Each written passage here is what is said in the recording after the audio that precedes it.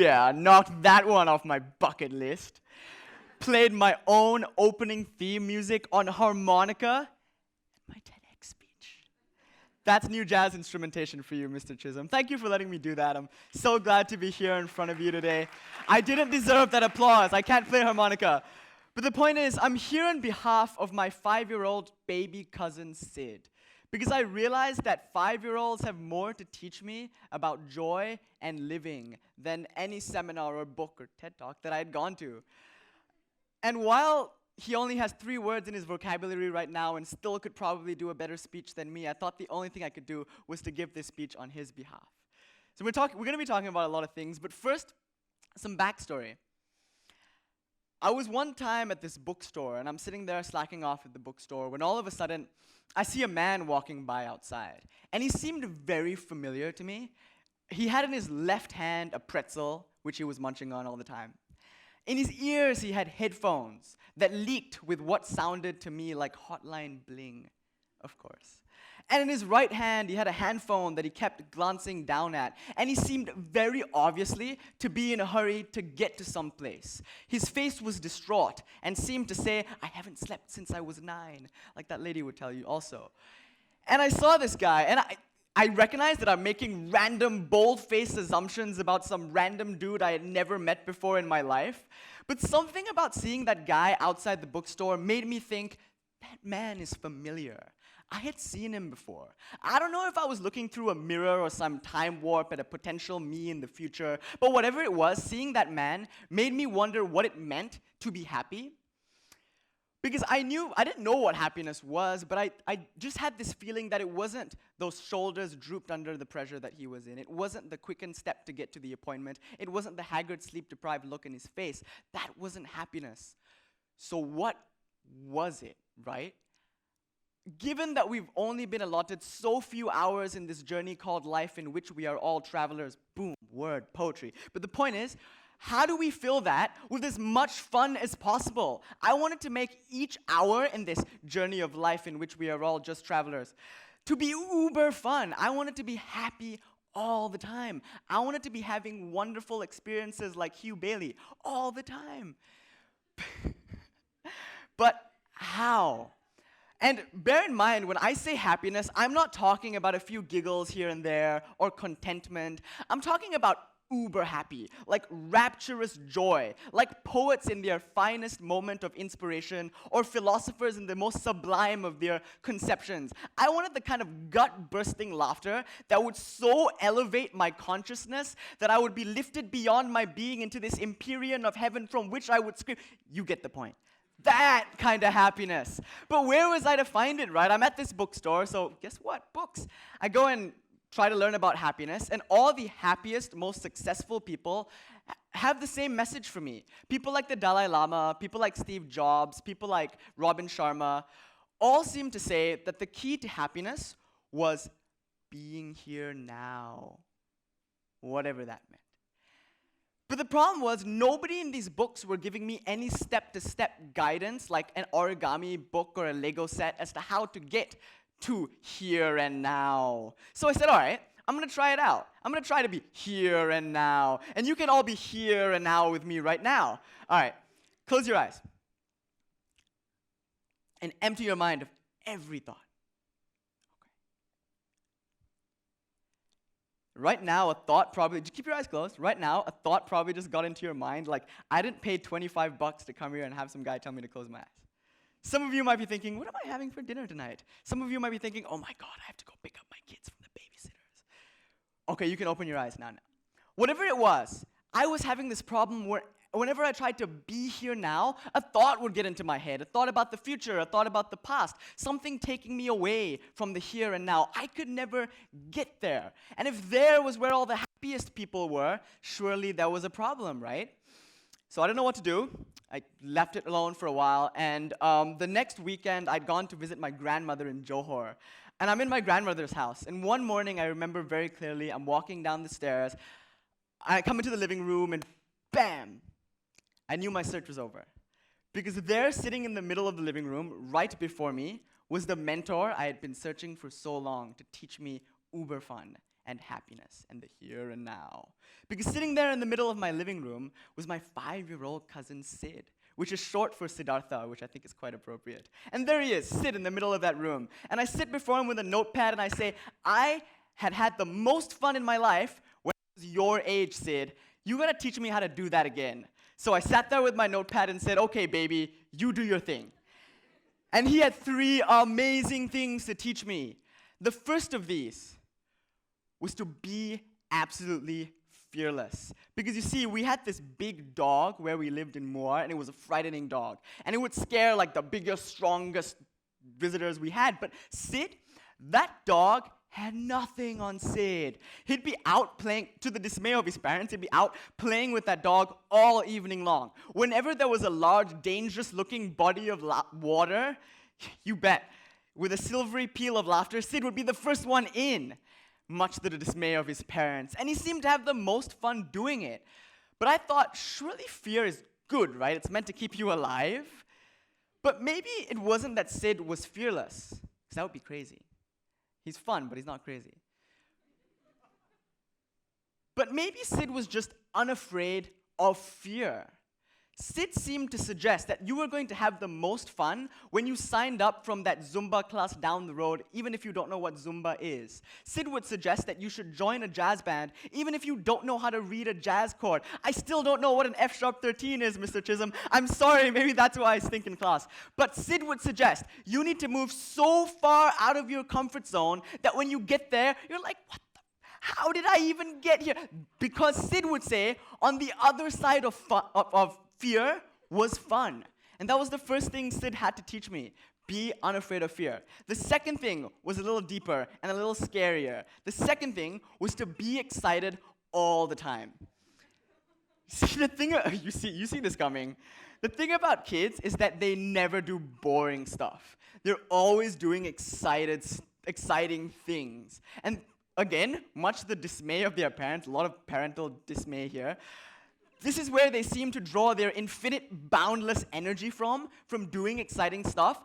If kids didn't have a bedtime, they would never go to bed. But the funny thing, for us illuminated adults, if we didn't have an alarm clock, we'd never get out of it. Surely there's a problem there. Maybe it's because somewhere along the way, we had forgotten to do exciting stuff. We had traded joy now to do a bunch of boring activities that society would tell you you needed to do to get to some illusion place of happiness later. And when you got into Harvard, you couldn't even be happy there because you had to do like 10 assignments until you could be happy in your next job. And when you got into your next job, you see where I'm going with this?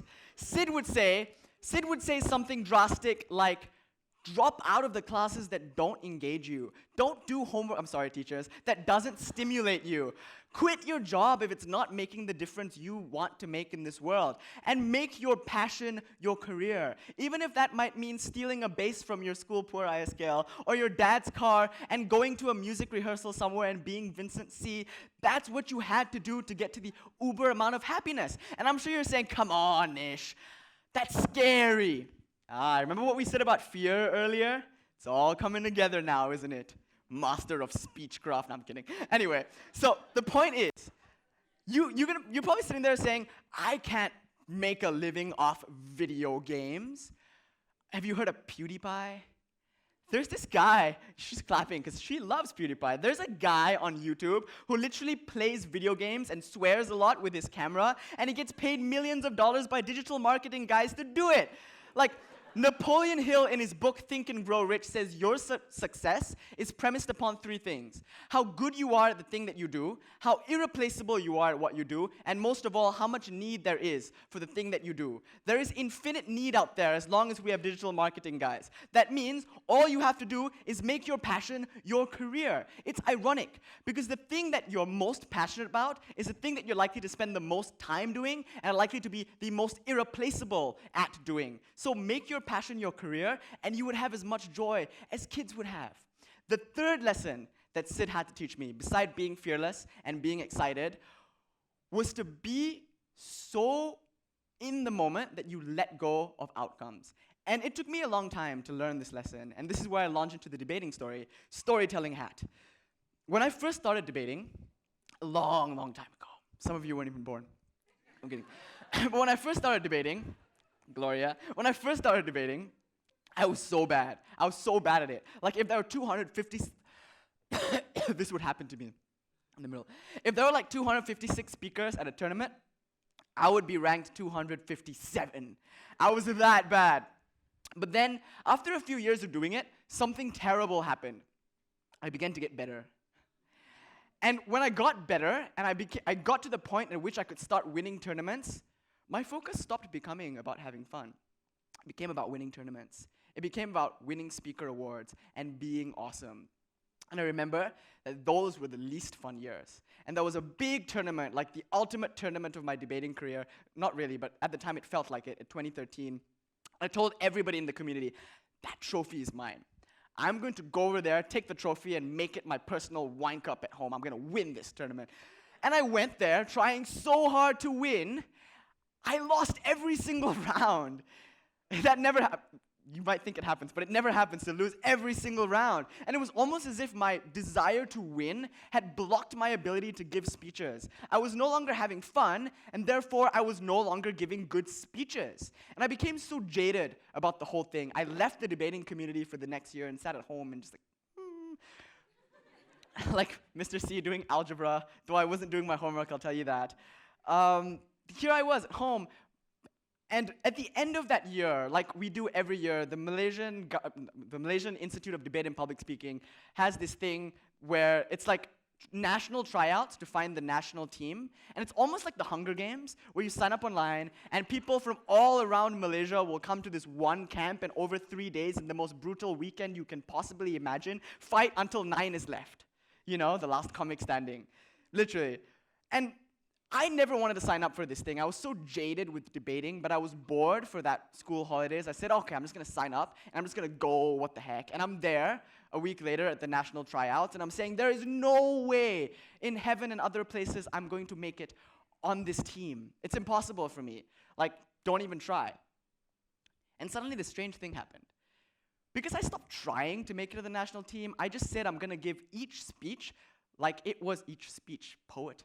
Like each speech, like it was my last. If I were to die the moment I finished giving that speech, I wanted to give that speech so that I would be proud of it in heaven and other places. You know what I mean?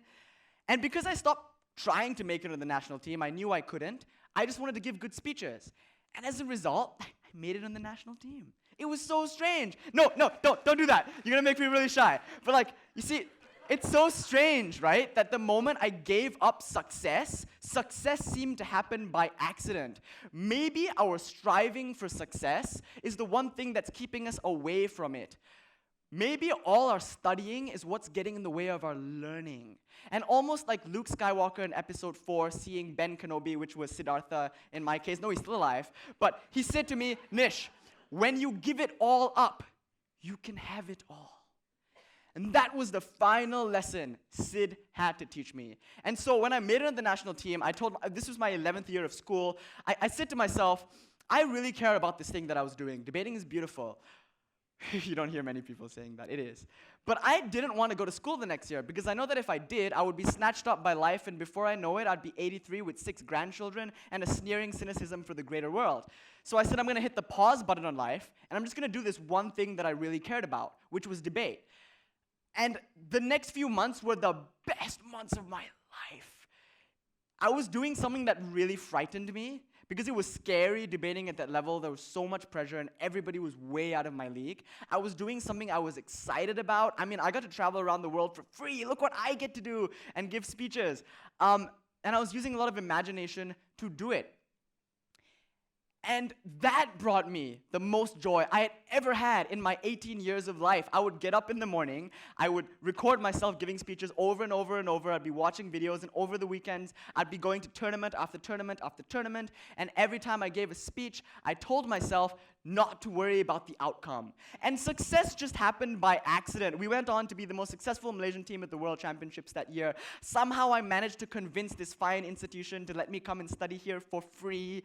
I made a lot of money as a debate coach, which I spent irresponsibly. But all of that just seemed to happen. But the funniest thing was that all of that didn't even matter anymore. The 15 seconds it took to walk up on stage and receive some award was nowhere near the joy I was getting from just being in the moment and giving the speech. Because when I I was giving the speech and I wasn't thinking about winning the round, I stopped being Nish. I stopped being Nish with all of his flaws and foibles, but I became something more. I became a voice arguing the cause of Jehovah's Witnesses to reject blood transfusion, or women around the world to get education. I was this empty, hollowed-out vessel through which apocalyptic inspiration was being poured. I was a conduit for voices and words that came far away from beyond me. And for that instance, I was elevated to the place where poets make poetry and where philosophers have sublime conceptions. I was there now. This isn't where here is, that's where here is. And you get there by doing your best work. And how do you do your best work? Ditch everything that isn't exciting, get scared, and get into something that you don't worry about the outcomes for. And that was where the moment was. Pause. Rewind. Back to the bookstore. Here I am, and suddenly I get what's wrong with the image that I'm seeing. Somewhere along the line, this man maybe thought work and fun were mutually exclusive. Maybe he forgot that his best work happened when he was having the most fun. He needed to get rid of his headphones, throw away the handphone, run to the nearest park and run for his life. And don't worry about the appointment. The only appointment you need to be on time for is the one with your own heart. And run to the nearest park, kick off his shoes, and stand in the grass and enjoy his pretzel. The least I could do was give this one speech for that one guy to tell him, dude, don't worry about tomorrow, man. Tomorrow will see to itself. Today is where all the fun is. Thank you.